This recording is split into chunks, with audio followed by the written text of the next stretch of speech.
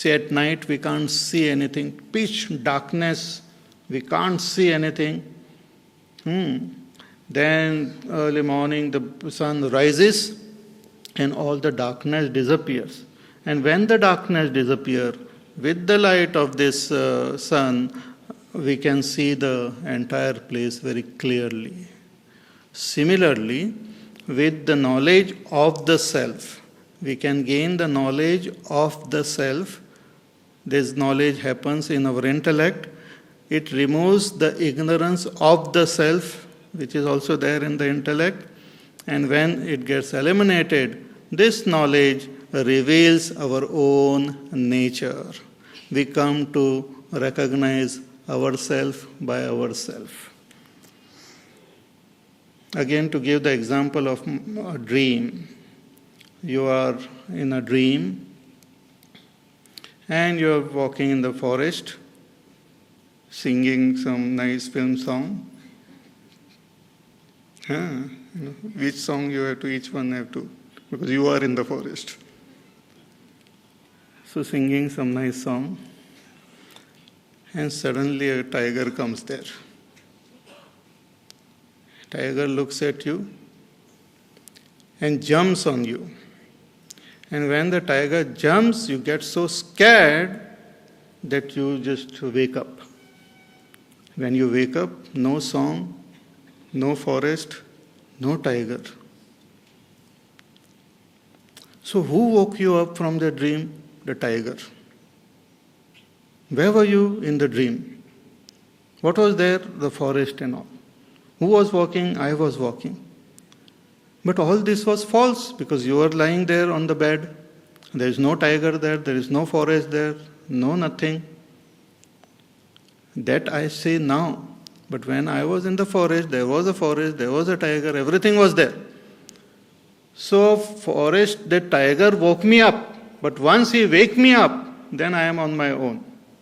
Once I wake up, the tiger also disappears, forest also disappears. I come to know myself as I am. Similarly, the ignorance which we have now has created a notion about ourselves. That false notion is eliminated by right understanding, which we gain by studying the scriptures. Now also we are sitting studying this Bhagavad Gita. It slowly and steadily, it trickles, like a trickle the knowledge comes. Because even after, for a flash, for a fraction of a second we feel we have understood and we get that, and then again it disappears. It's like a very complex puzzle. You feel you have solved it, and then suddenly it disappears. Then again you feel you have solved it, then again it disappears. Similarly, for a fraction of a second we understand, I am Brahma. Then again that goes away.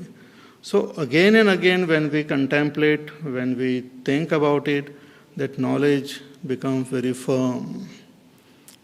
And that firm knowledge removes all misunderstanding of our mind.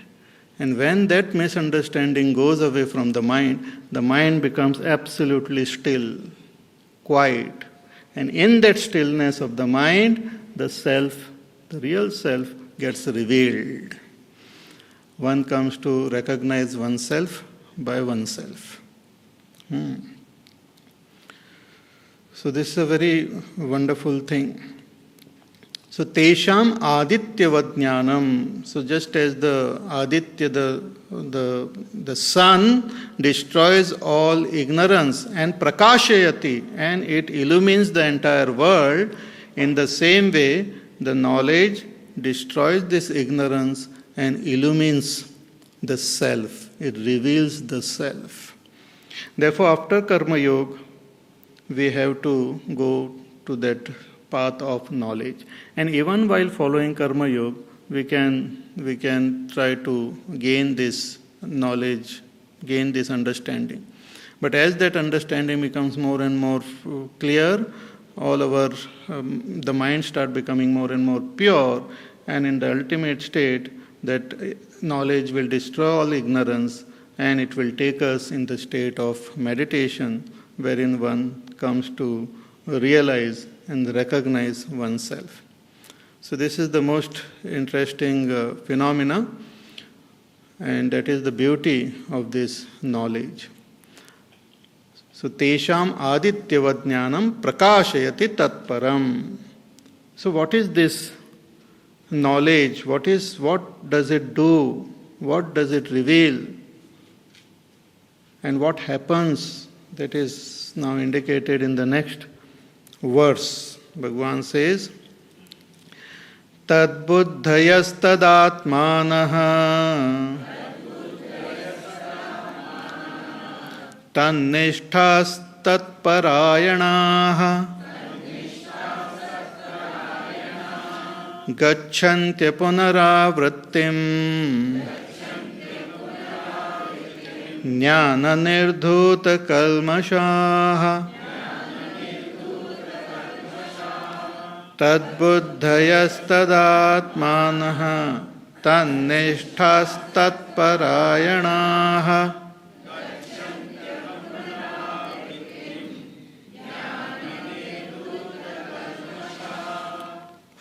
This knowledge is such that the person will become tad buddhayaha.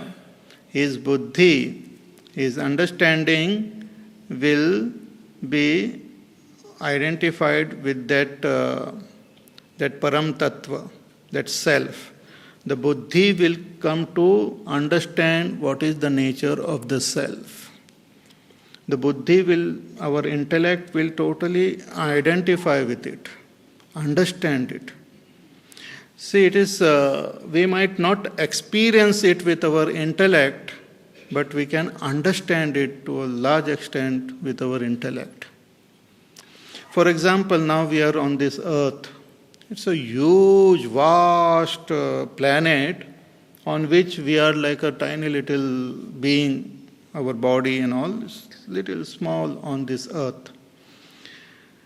And really speaking, what is up and down is also quite complex because for all practical purpose, we are like down only. Right? If we take the other side of this globe as up, then we are down. And we are like standing ulta on this earth. Right? Our feet is touching the earth and we are like hanging down. You know, luckily we are not falling down, because if we fall down, we will fall on the moon. We are not falling down because of the gravity, but we are like hanging upside down on earth. Yeah? You agree? Now this intellectually we understand, but to experience it or to comprehend it might take time. Or we might say, oh, what is the use of such things like? But intellect can understand it. In fact, before experiencing, the intellect understands many things of this world. Like before going on the moon, the scientist understood how to go to the moon. What are the various forces which are there, how to propel this satellite, how it will go, how it will escape the velocity and all those things, and how it will reach the exact spot. All this they understood on the paper to a very large extent. And then they moved in that direction. Their understanding destroyed all the negativities or destroyed all the ignorance which they might have had before. So similarly, we have this false notion about ourselves. It gets negated by right understanding. If my false notion has got negated, then understand that I have understood. If my false notion is not negated, then my understanding is not yet complete. I have to contemplate again and again. It is when our mind accepts something, it is called faith. But when the intellect understands, it is called knowledge. Many of us, we have faith. Scriptures have said, you are Brahma, yes. Do you believe? Yeah, I believe I am Brahman, you know. Bhagavad Gita tells that I am Brahma. Upanishad says I am Brahma. My teacher says I am Brahma. So many other Mahatmas say I am Brahma, so I accept. So that is called our belief. Belief itself will make us little calm, quite peaceful. Belief will be nice, but belief is not knowledge. Knowledge is different, belief is different. Belief happens at the emotional level, at the mind level. Intellect doesn't accept beliefs. Intellect is not a believer. Intellect is a rational thinker, you can say. Mind is a believer. If suppose the teacher says, oh, you know, 5 plus 5 equal to 11. Yeah, you believe? Yes, I believe. So mind may believe. Mind out of love, out of gratefulness, out of whatever other feelings may accept it. But intellect will not accept. Because intellect is partial to truth. It's very interesting. Our intellect, if it understands something, it just accepts it. Even against our beliefs. That is the power of this intellect. Therefore, things have changed in the world. We might have believed so many things, but the powerful intellect says, no, this is not true. And slowly those beliefs have got dropped. So there is always a tussle between belief and knowledge. And those who accept belief without thinking and without accepting the knowledge many times go into various sort of andhashraddha, superstition and all sorts of funny things. So knowledge is very important, which has to be gained through right means. For example, if I want to see something, the right means is I have to have my eyes open and look at it. I cannot see with my ears. So eyes are the right means to see. Similarly, the right means to understand my own self is to take help of those who have realized, the realized masters, and their words which are there in the scriptures. With the help of that, I can comprehend who am I intellectually. And once this intellectual comprehension happens, all my intellectual ignorance, misunderstanding gets negated. It gets dropped. And when it gets dropped, a lot of things start happening within. Because all my desires, my anger, my jealousies and all are based on false notions.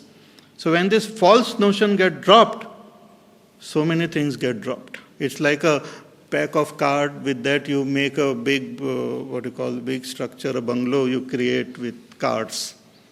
But that the lower one, you pull it out, the whole things come down. Similarly, all our whole life is nothing but a castle created with cards. Very flimsy. But we hold on to it with great attachment. So through this knowledge, the lower card is removed. The fault notion is removed. The whole thing structure comes down. So it's a very, very powerful thing.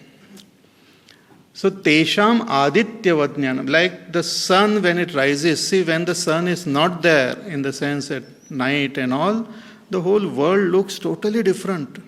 See, nowadays we have so much of light everywhere and all, it becomes difficult.